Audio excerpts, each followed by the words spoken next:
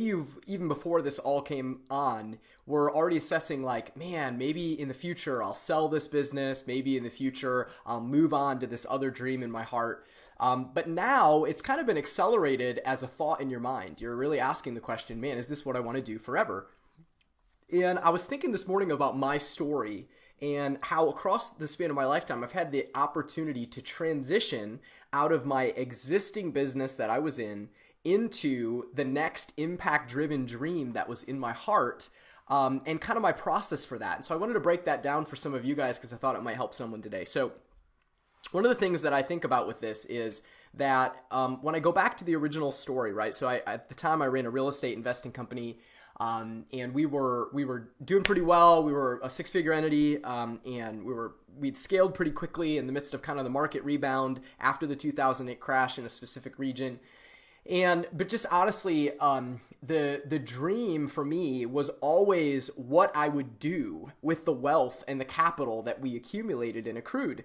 And it came to this point in the business where, I could have continued to stay highly involved in the day-to-day of that business, but my partner was actually much more passionate about the mechanism. So we worked together to package up the systems, really systemize, scale it up, get things where they needed to be. And then ultimately I sold my shares of the business to my partner and said, you can take that. And I was able then to transition into actually one of the impact-driven dreams, which was in my heart, fully, which was actually helping a mentor of mine plant a church, came on board, was an executive there for many years, an executive, leader and pastor.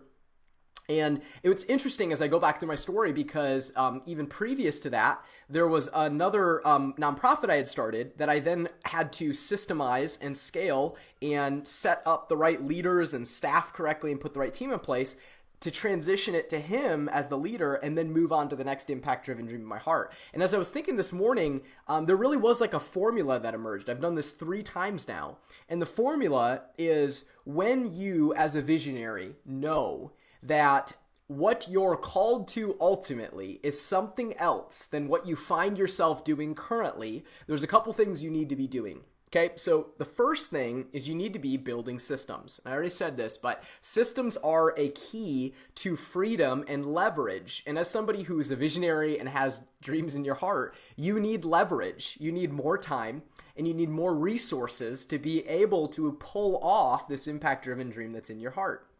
So to get that leverage, systems are your best friend. And I'm designing a training on this. I might just share it live next week, but I'm designing a training right now because I think systems have become this nebulous thing that gurus talk about where you wave a magic wand at your business and you go abracadabra systems and suddenly things get systemized and everybody tells you that you need systems in your business.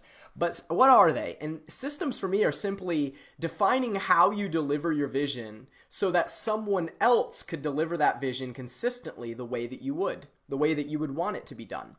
And so when you define that clarity, when you map out that clarity and then really, help empower the people on your team who are process minded to help you take that clarity and build it into a step-by-step process, suddenly you have a system that someone else can follow and they can duplicate the vision that's in your heart consistently without you doing it. So it really comes down to that. So the first step in the roadmap and the path that I was thinking about back from my story is you've got to systemize. You absolutely have to. The second thing is you've got to staff correctly. And this is where, for me, I did this wrong for a lot of years. And a lot of my passion for this area comes out of pain.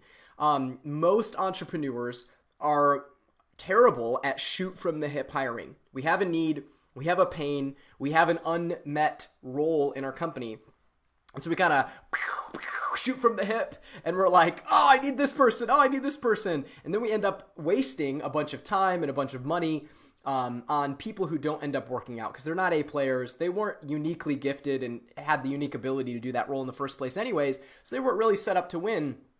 And we just didn't set our company up to win. And I think this shoot from the hip hiring, right, comes out of a place of need and a place of desperation. But you really do have to have a strategy when it comes to this, right? You have to know with clarity what problem are you trying to solve, right? And you have to design the success profile for the role before you find the right person. It's kind of like the idea of like, if you were trying to, design a key, or you were trying to find a key, right, you would have to know the shape of the lock, right? In order to insert an object in there and have it click and have it turn, you'd have to know, exactly the shape. So not the most elegant example ever, but you guys understand my point. It really does come from a place of vision clarity and what are you trying to accomplish. And especially when you're trying to systemize your company and scale it so you can either sell it or you can step away from it, you've got to have clarity around the team that you're going to need to accomplish this and exactly the profile of what those people look like. And so the second thing is you got to staff correctly, right? You got to build your team, and you've got to build a culture within that team where people who you empower can actually show up for your clients and for your brand in a way that represents you well without you having to be the one who's there and having to do it. And that's an art form that we could elaborate on. I probably will in some future videos. Let me know in the comments if you guys would like a little bit more talk about, I'm building something right now called basically how to create a cult-like culture, which sounds a little dark and negative, but not everything about cults is bad. Some people might fight me on that in the comments. There are some things that go wrong there and go bad there. But anyways, long story short, you have to build the culture. So you got to systemize, you got to staff correctly, right? And then the third thing is you really have to determine your end game, right? And there's two S's here, right? So one is, do you want to sell, right? So that you can invest, or do you want to start something and step away? And there could be a combo of these two. But you need to get clear as a leader if you want to transition out of your existing business. Get clear about what your end game is. What is success for you, and what is your succession plan here? Is it to sell your business, right? Get it to kind of a systemized machine and a winning team and then be able to sell it to someone? And so that way you can then kind of take the resources and the newfound time freedom that you have and invest that in the impact-driven dream in your heart?